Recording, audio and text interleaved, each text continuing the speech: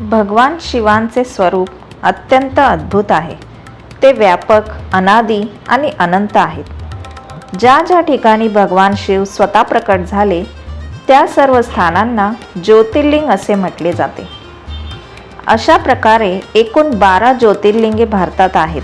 असे सांगितले जाते की 12 ज्योतिर्लिंगांचे दर्शन किंवा त्यांची महिमा ऐकल्याने माणसाचे पाप नष्ट होते आणि अखेरीस शिवलोकाची प्राप्ती होते. तर फ्रेंड्स, आजच्या व्हिडिओतून आपण जाणून घेणार आहोत की भगवान शिव 12 ज्योतिर्लिंगांच्या रूपात कसे प्रकट झाले. पहिले ज्योतिर्लिंग सोमनाथ, गुजरात. सोमनाथ ज्योतिर्लिंग हे 12 ज्योतिर्लिंगांपैकी पहिले ज्योतिर्लिंग असून ते गुजरातच्या सौराष्ट्र भागात आहे. या ज्योतिर्लिंगाचा संबंध चंद्रदेवांशी आहे, म्हणून याला सोमनाथ असे नाव पडले. यामागील पौराणिक कथा अशी आहे, राजा दक्षाच्या 27 कन्यांशी चंद्रदेवांचा विवाह झाला होता. पण चंद्रदेव एका पत्नीवर अधिक प्रेम करत आणि इतरांकडे दुर्लक्ष करत. यामुळे रागावून राजा दक्षाने चंद्रदेवांना शाप दिला की त्यांचा तेज हळूहळू क्षीण होत जाईल. या शापातून मुक्त होण्यासाठी चंद्रदेवांनी भगवान शिवांची तपश्चर्या केली. शिव प्रसन्न झाले आणि त्यांनी चंद्रदेवांना शापमुक्त केले. असे मानले जाते की चंद्रदेवांनी हे मंदिर सोन्याचं, रावणाने चांदीचं तर श्रीकृष्णांनी चंदनाचं बांधलं होतं. इतिहासानुसार सोमनाथ मंदिर 17 वेळा उद्ध्वस्त झालं, पण प्रत्येक वेळी त्याचं पुनर्निर्माण करण्यात आलं. आज जे मंदिर आपण पाहतो त्याचं पुनर्निर्माण सरदार वल्लभभाई पटेल यांनी केलं होतं. दुसरे ज्योतिर्लिंग मल्लिकार्जुन, आंध्र प्रदेश. मल्लिकार्जुन ज्योतिर्लिंग हे आंध्र प्रदेशातील श्रीशैलम कृष्णा नदीच्या काठी स्थित आहे. पौराणिक कथेनुसार भगवान गणेश आणि भगवान कार्तिकेय यांच्या विवाहाचा प्रश्न आला तेव्हा भगवान शिवांनी दोघांनाही विश्व प्रदक्षिणा करण्यास सांगितले. कार्तिकेय तर बाहेर पडले, पण गणेशांनी आपल्या बुद्धीने आईवडिलांचीच प्रदक्षिणा केली. हे पाहून कार्तिकेय रागावले आणि कैलास सोडून श्रीशैलम पर्वतावर तपश्चर्या करू लागले.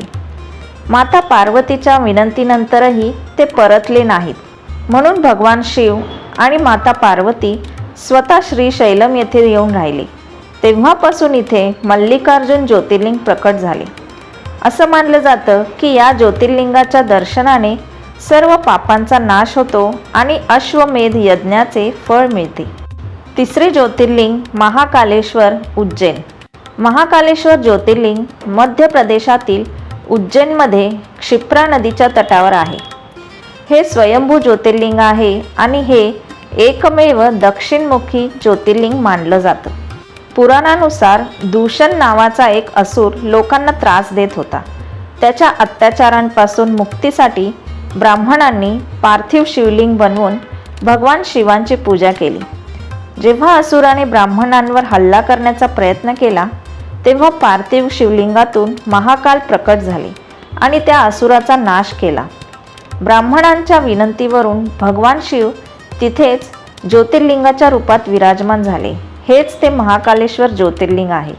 अशी श्रद्धा आहे की यांच्या दर्शनाने स्वप्नातही भय सतावत नाही. चौथे ज्योतिर्लिंग ओंकारेश्वर, मध्य प्रदेश. ओंकारेश्वर ज्योतिर्लिंग नर्मदा नदीच्या तटावर खंडवा जिल्ह्यात आहे. हा पर्वत नर्मदा नदीच्या मध्यभागी असून त्याचा आकार ओमसारखा दिसतो, म्हणून याला ओंकारेश्वर म्हणतात. नर्मदा नदीच्या पवित्र तीरावर विंध्य पर्वताने पार्थिव शिवलिंग बनवून अनेक वर्षे तपस्या केली. भगवान शिव प्रसन्न होऊन प्रकट झाले. देवतांच्या विनंतीवरून ज्योतिर्लिंग 2 स्वरूपात प्रकट झाले, ते म्हणजे ओंकारेश्वर आणि ममलेश्वर. पाचवे ज्योतिर्लिंग केदारनाथ, उत्तराखंड. केदारनाथ ज्योतिर्लिंग उत्तराखंडातील रुद्रप्रयाग जिल्ह्यात मंदाकिनी नदीच्या तटावर स्थित आहे. महाभारतानंतर पांडवांना आपल्या पापातून मुक्त व्हायचं होतं तेव्हा भगवान शिव बैलाचे रूप घेऊन इथे आले. भीमाने बैलाचा पाठीचा भाग धरला, त्यामुळे इथे शिवलिंग बैलाच्या पाठीसारख्या स्वरूपात आहे. मंदिराचं बांधकाम पांडवांनी केलं असून हे मंदिर अनेक वर्षे बर्फाखाली दडलेलं आहे. 6वे ज्योतिर्लिंग भीमाशंकर, महाराष्ट्र. भीमाशंकर ज्योतिर्लिंग पुण्याजवळ सह्याद्री पर्वतात आहे. इथूनच भीमा नदीचा उगम होतो. पौराणिक कथेनुसार कुंभकर्णाच्या पत्नीपासून भीम नावाचा राक्षस जन्माला आला. त्याने कठोर तपस्या करून ब्रह्मदेवांकडून देवतांवर विजय मिळवण्याचा वरदान प्राप्त केले. वरदान मिळताच त्याने देवतांना त्रास देण्यास सुरुवात केली. त्रस्त देवतांनी भगवान शिवांची शरण घेतली. तेव्हा भगवान शिव ज्योतिर्लिंगाच्या रूपात प्रकट झाले आणि भीम राक्षसाचा वध केला.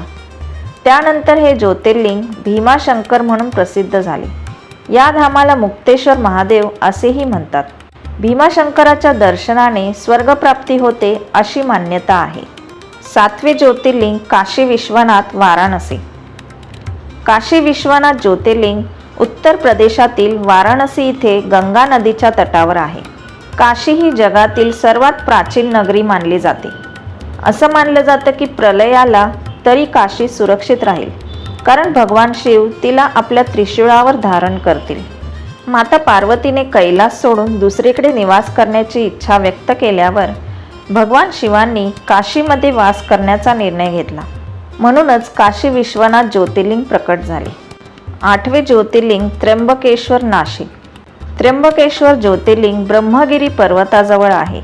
याच पर्वतातून गोदावरी नदीचा उगम होतो. इथेच कुंभमेळा भरतो.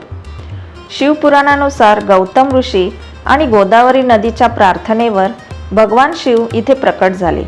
हे एकमेव ज्योतिर्लिंग आहे जिथे ब्रह्मा, विष्णू आणि महेश तिघेही एकत्र विराजमान आहेत. 9वे ज्योतिर्लिंग वैद्यनाथ, देवघर, झारखंड. बाबा वैद्यनाथ धाम हे एकमेव स्थान आहे जिथे ज्योतिर्लिंग आणि शक्तिपीठ एकत्र आहेत. रावणाने हे ज्योतिर्लिंग स्थापन केले अशी पुराणात कथा आहे. दशानन रावण भगवान शंकरांना प्रसन्न करण्यासाठी हिमालयात कठोर तप करत होता. तो एकामागोमाग एक आपले डोके कापून शिवलिंगावर अर्पण करत होता. 9 मस्तके अर्पण केल्यानंतर जेव्हा तो 10वे डोके कापणार होता तेव्हा भगवान शिव प्रसन्न झाले आणि त्याला दर्शन देऊन वर मागण्यास सांगितले. रावणाने लंकेत शिवलिंग स्थापनेचा वर मागितला. भगवान शिवांनी अट घातली की मार्गात कुठेही शिवलिंग ठेवले तर ते तिथेच स्थिर होईल. देवता हे सगळं बघून चिंतेत पडले आणि भगवान विष्णूंकडे गेले. भगवान विष्णूंनी योजना करून गवळ्याचे रूप धारण केले आणि रावणाला जेव्हा लघुशंकेची गरज भासली तेव्हा त्याने शिवलिंग त्या गवळ्याकडे दिले. गवळ्याने ते जमिनीवर ठेवले आणि शिवलिंग तिथेच स्थिर झाले. या स्थानाला वैद्यनाथ धाम असे नाव पडले. रावण परत आल्यानंतर कितीही प्रयत्न केले तरी तो शिवलिंग उचलू शकला नाही. शेवटी रागाने अंगठा दाबून तो निघून गेला. नंतर देवतांनी त्या शिवलिंगाची पूजा केली. तेव्हापासून भगवान शिव देवघरमध्ये वैद्यनाथ म्हणून विराजमान आहेत. 10वे ज्योतिर्लिंग नागेश्वर, गुजरात. गुजरातमधील द्वारकापुरीपासून सुमारे 25 किलोमीटर अंतरावर नागेश्वर ज्योतिर्लिंग आहे.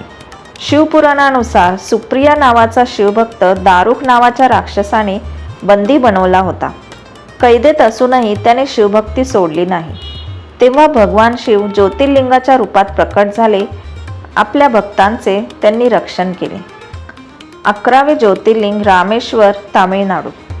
रामेश्वरम हे 12 ज्योतिर्लिंगांपैकी एक असून 4 धामांपैकी एक आहे.